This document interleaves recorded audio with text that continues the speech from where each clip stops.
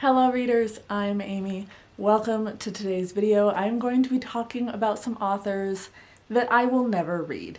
That's not necessarily never ever gonna read, but for the near future, like next couple of years, at least until my reading tastes change, I'm not going to pick up these authors. That said, my reading taste has changed a lot in the last several years.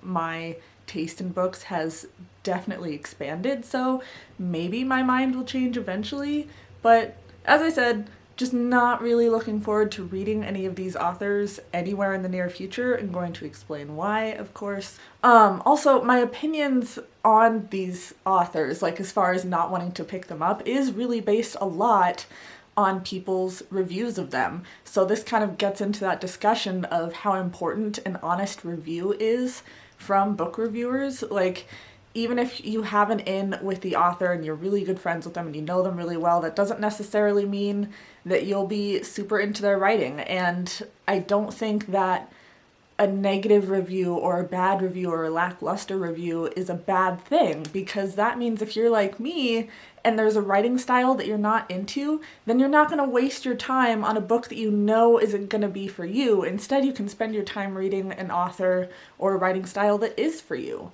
And just because a writing style doesn't work for you doesn't mean that it won't work for someone else. Hey everyone, Editing Amy here. I also wanted to add a quick bit.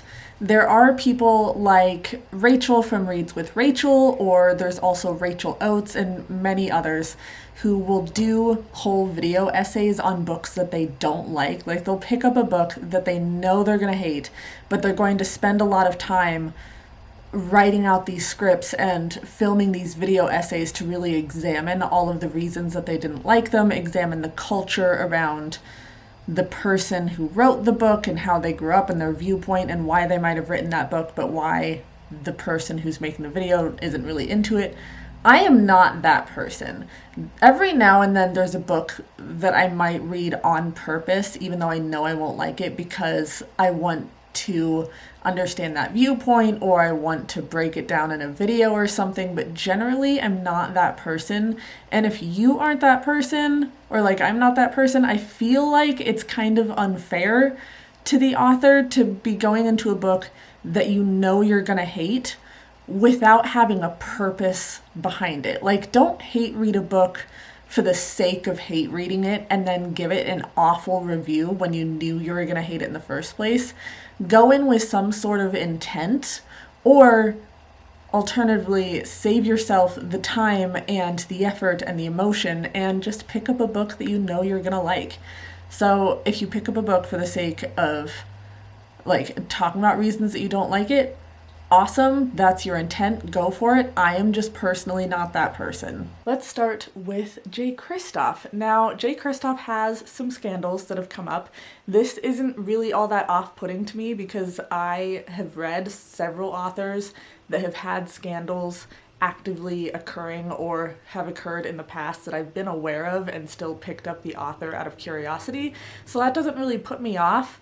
What gets me with J. Kristoff, like, I will say I'm very curious about Empire the Vampire. If you know me, you know I love a good vampire book. So I'm curious about it. I wouldn't mind picking it up someday, eventually, maybe.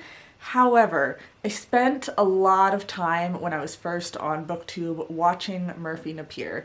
And if you've watched Murphy Napier, she talks a lot about, or did talk a lot about J. Kristoff and his writing style and why a lot of Nevernight really did not work for her. Not only Nevernight, but like the whole series. And she harped so much on this particular point that it's really put me off from reading J. Kristoff.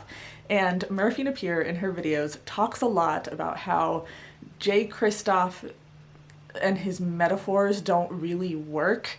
Specifically, she talks about his description of a character's silverware smile.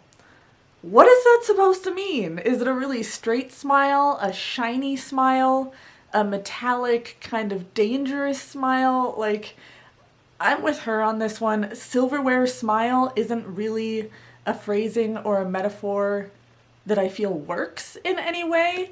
And based on that and just watching so many of her reviews on J. Kristoff's books, I really just don't think that I'm ever going to end up picking him up. I'm curious about Empire of the Vampire, as I said, but am I curious enough to read it?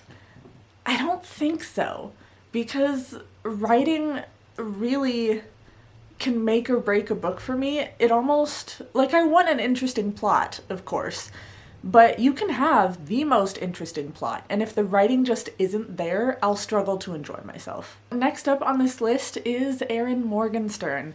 I know she did The Starless Sea, and then I want to say The Night Circus was also hers. Another author that I'm just really not looking forward to picking up. Erin Morgenstern is one of those authors that I've heard a lot about from other booktubers and bookstagrammers and people in the book community, and I just absolutely do not think that any of her books will be for me. With Erin Morgenstern, it's this thing where I know from listening to other people talk about her that she does have a very beautiful writing style, and I totally respect her for that. Having a great, beautiful, distinctive writing style is really awesome, and I'm glad she's able to have that. However, from my understanding of other people's description, it's a very lyrical, almost over-descriptive writing style. I can't remember who was saying it. I think it was Emily Fox on Books by Emily Fox. Or Books with Emily Fox, but I believe it was her. She was talking about how The Starless Sea, let's say, is like 350 pages. The actual plot could probably be condensed into maybe a 50-page book, but there's so much added, like, purple prose to her books that it ends up being longer than it needs to be, and because of that unnecessary length due to that purple prose, due to that lyrical writing style, she is just not an author that I am at all interested in picking up. I love a good writing style, but I also want some conciseness. Like, if you don't have to add 50 extra pages to your story just for the sake of sounding pretty, then don't. Make it a faster story. Like, it's okay to have a short book and short and sweet and to the point. I also, on this list, have Haruki Murakami. Now, as for his writing, I don't know that I've really heard that much that sways me one way or the other towards his writing style. But what gets me with my understanding of Haruki Murakami, as well as several other authors within his genre, is that my understanding of Murakami is that he's much more of a literary fiction writer, and literary fiction tends not to be my genre. Not to say that I won't try it. I did recently read Woman Eating, which was very much literary fiction. I really, really enjoyed that book, but even having really enjoyed that literary fiction book and having had it be one of the best literary fiction books that I've read according to my taste, I still only gave it 3.5 stars. Which, not that 3.5 stars is a bad thing. If you're 3 stars and up, like, that's a solid review, that's a solid rating, but I would rather spend my time reading books that I think are gonna be 4 or 5 stars. And like, while I enjoyed Woman Eating, there were still some things in the prose or things that come with the literary genre, like a lot of metaphor and symbolism that just doesn't really come through to me all that well. Literary fiction just isn't really a genre that tends to speak to me. I usually feel like I'm in a little bit over my head, and because I hear a lot about Haruki Murakami going more into that literary fiction genre, I don't think he's an author that I'm going to pick up. He is one that I am curious about, and again, maybe my taste will change in the future and I'll pick him up, but for now, not super interested. I think the best I could possibly give him would be like a 3.5 stars, because that tends to be the higher end of my literary fiction ratings, and that's just because of my personal taste. Next, we have George R.R. Martin. Now, a little bit of background on this. I'm not a fan of the Lord of the Rings books. Writing style doesn't speak to me. There is that whole chapter in Fellowship of the Rings that's just basically a rant on environmentalism that felt a little unnecessary. It was the times, like, people didn't necessarily travel a ton then. You didn't have social media like nowadays, so you kind of traveled through books, but That said, the Lord of the Rings writing style just isn't for me. Loved the first movie, don't know that I'm going to watch the new TV show. But anyways, George R.R. Martin, like many fantasy authors, I believe is very inspired by Lord of the Rings in that you've got this really long kind of saga of books. That's another thing. I tend not to be big on series, particularly series that are over 3 or 4 books. And fantasy does this a lot. I found my niche in fantasy. I tend to really like those standalone fantasy books. So if you have standalone fantasy book recs, please leave them down below. But if you have a 10 book series, I'm probably never going to pick that up because that feels like a lot of work to me. So instead of reading 10 books in one series by one author, I could read 10 books by 10 different authors, and I feel like that would give me a wider range in my reading and kind of make me feel like I'm more well-read. And besides all of that background on fantasy genre, I'm not super interested in political world building. I can be, like, I want to know the politics enough to understand some of the rules of the setting and stuff. But from what I've seen kind of in the show and from reviews, which I only made it through like the first 4 seasons. After the Red Wedding, I could not continue that. And I was skipping most parts just to see what happened to Daenerys anyway. But it's very political. It's very like who has the power, who's going to gain the power, what political moves are they gonna make, and that's not a particular area that I'm super interested in reading.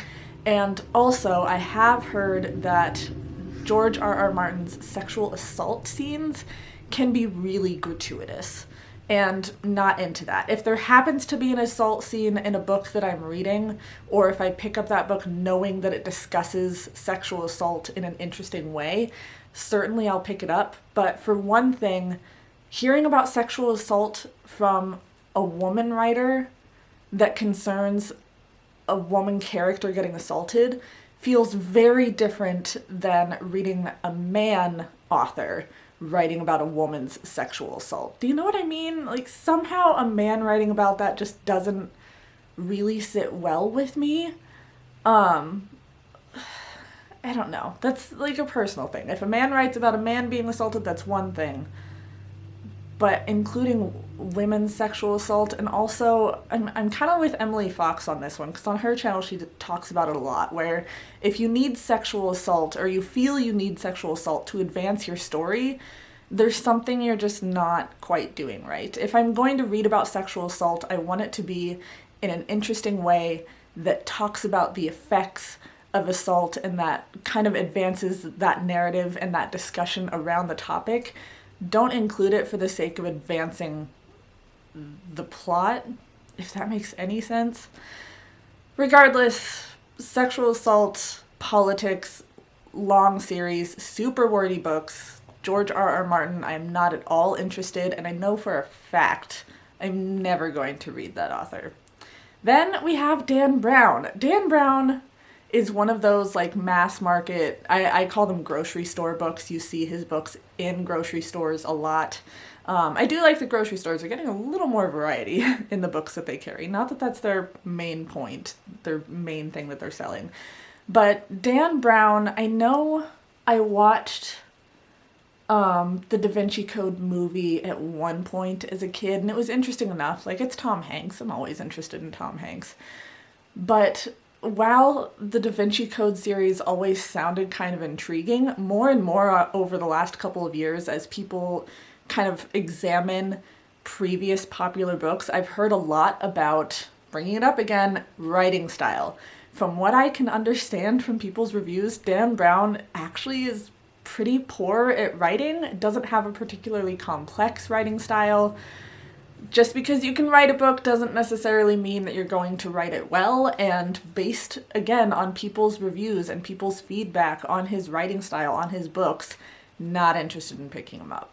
Alright, next author kind of goes a little bit along with the George R.R. Martin discussion, but the next author that I am probably never going to pick up is Robert Jordan. Now, I have one particular friend who will probably see this video, who has been trying for years to get me to pick up Robert Jordan, sent me like audio files and like always talks about the books and stuff. I know there's a new show coming out, but the more I hear about it, the less interested I am. Again, huge series. What are there, like 14 books or something? I did watch along on Murphy Napier's reading of that series, and there's a lot of kind of repeated scenes throughout the books, or you'll have a whole half of the book where it's kind of going back over previous things that have happened. There's a lot of like unnecessary description of clothing. The women characters aren't the best. Just all of these little things have piled up, and I'm like, I'm just never gonna pick up the books.